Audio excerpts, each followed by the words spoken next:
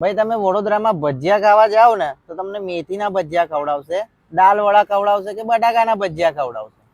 પણ આ બાજુ છોટાઉદેપુર બાજુ જાઓ ને ભાઈ તો તમને અડદના ઢેબરા ખવડાવશે, એ પણ લસણની તીખી સૂકી લાલ ચટણી સાથે. જામો પાડી દે. એ હવે વડોદરામાં આવી ગયા છે.